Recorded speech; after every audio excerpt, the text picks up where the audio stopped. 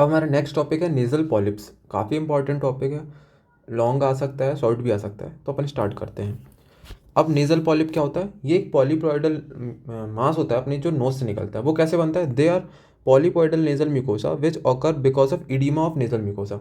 जो normal nose की mucosa होती है उसमें इडीमा हो जाए, है ना, इडीमा हो जाए, उस वजह से जो पॉलीपॉइडल मास बनता है उसको पॉलिप बोलते हैं। ठीक है। Oedematous nasal mucosa out pouches as a polyp.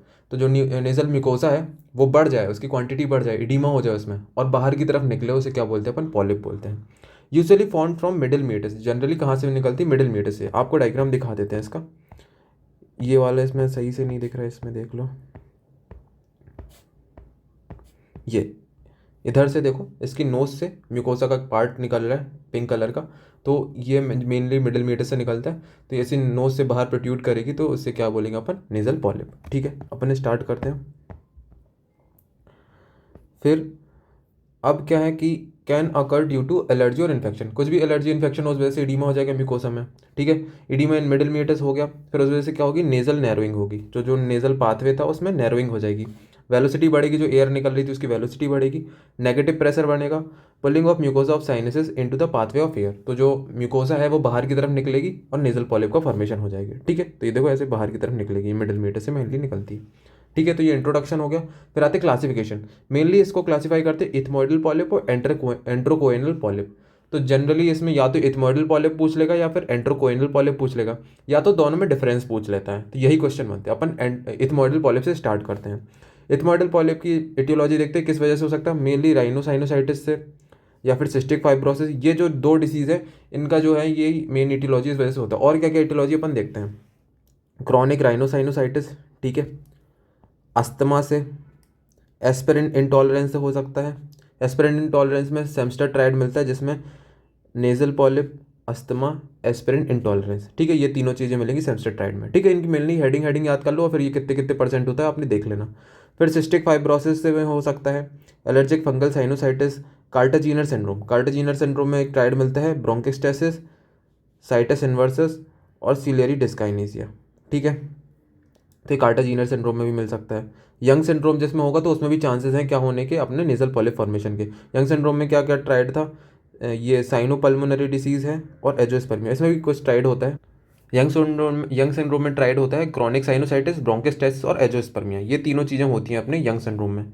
फिर चर्च स्ट्रॉस सिंड्रोम होता है, इसमें भी asthma, fever, eosinophilia, vasculitis, granuloma. ठीक है। तो ये इटियोलॉजी है, इन सब सिंड्रोम्स में ये प्रेजेंट हो सकता है। तो ये सारे ये सब डिसीज़ हैं, इनमें ये नेजल पॉलिप मिल सकता है, क्रॉनिक साइनोसाइटिस, अस्थमा, ये सब। तो ये इटियोलॉजी हो गई, इन डिसीज़ में मिल सकता है।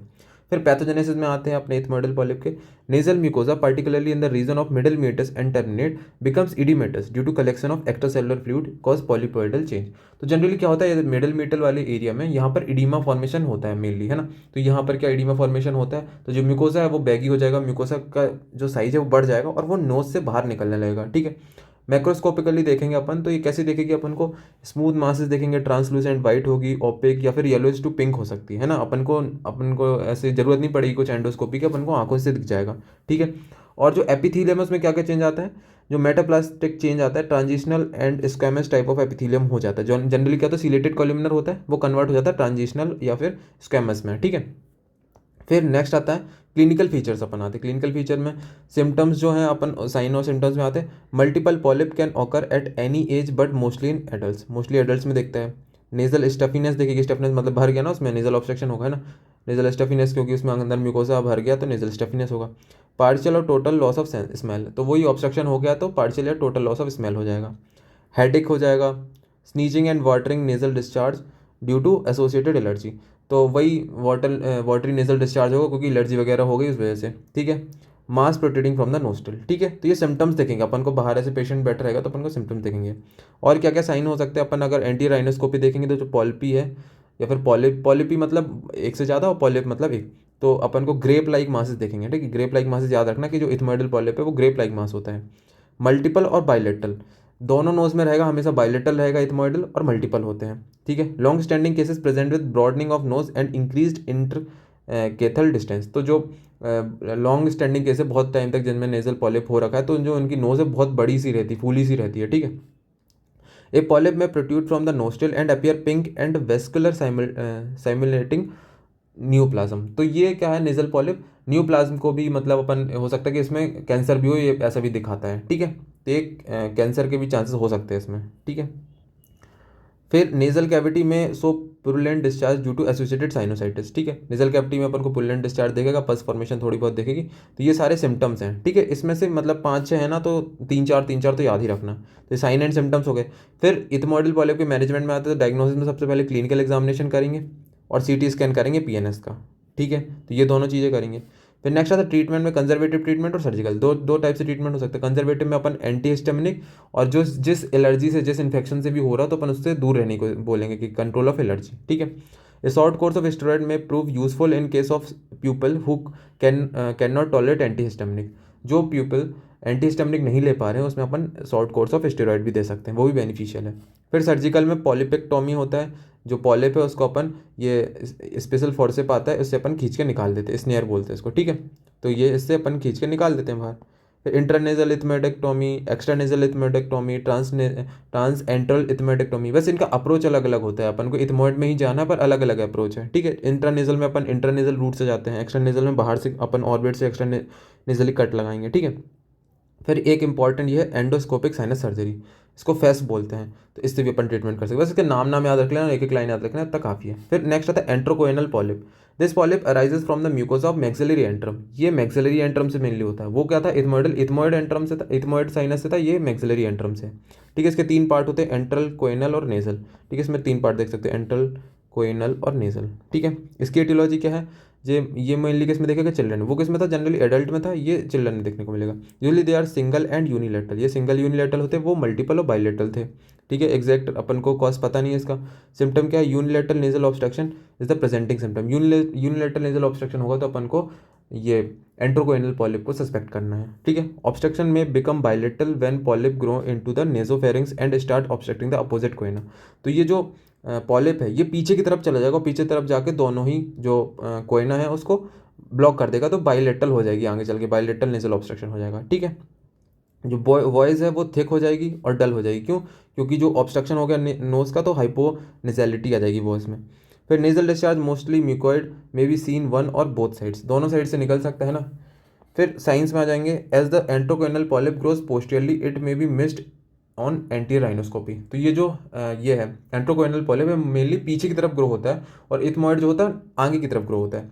तो अपन एंटीरियर राइनोस्कोपी में अपन को नहीं दिखेगा।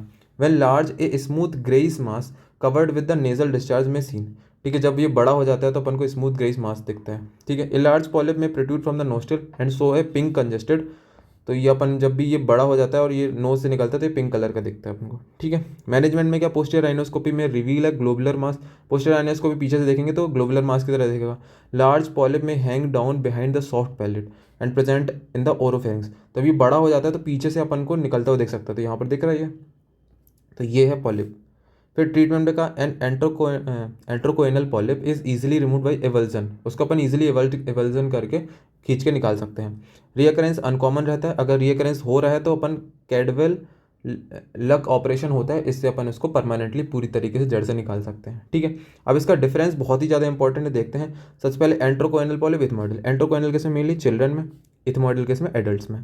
एंट्रोकोएनल की मेनली जो एटियोलॉजी इन्फेक्शन है, ये इसमें इथमोइडल एलर्जी से मेनली होता है। एंट्रोकोएनल सोलिटरी मतलब अकेला होता है, इथमोइडल मल्टीपल हो सकते हैं। एंट्रोकोएनल यूनिलेटरल है, इथमोइडल बाइलेटरल। एंट्रोकोएनल मैक्सिलरी साइनस से होता है, ये इथमोइडल साइनस से मेनली ओरिजिन होता है इसका।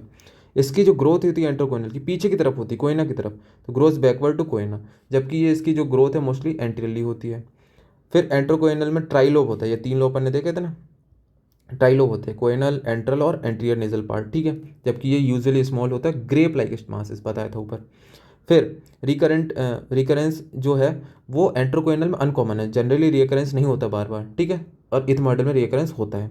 ठीक है, ट्रीटमेंट में पॉलीपेक्टोमी, वही उससे अपन स्नेयर से खींच के निकाल ले रहे थे, फेस भी कर सकते हैं, और इसमें कैडवेल लक ऑपरेशन करते हैं अगर बार बार रिकरेंट होता है एंट्रोकोएनल में। ठीक है, और इथमोइडल में पॉलीपेक्टोमी करते हैं और एंडोस्कोपिक सर्जरी और इथमोइडेक्टोमी कर सकते हैं। ठीक है, तो इसका डिफरेंस भी काफ़ी इंपॉर्टेंट, डिफरेंस भी आ सकता है और अलग से भी आ सकता है, इथमोइडल और एट्रोकोइनल पॉलिप। ठीक है, तो ये कर लेना, काफ़ी इंपॉर्टेंट है। Thank you.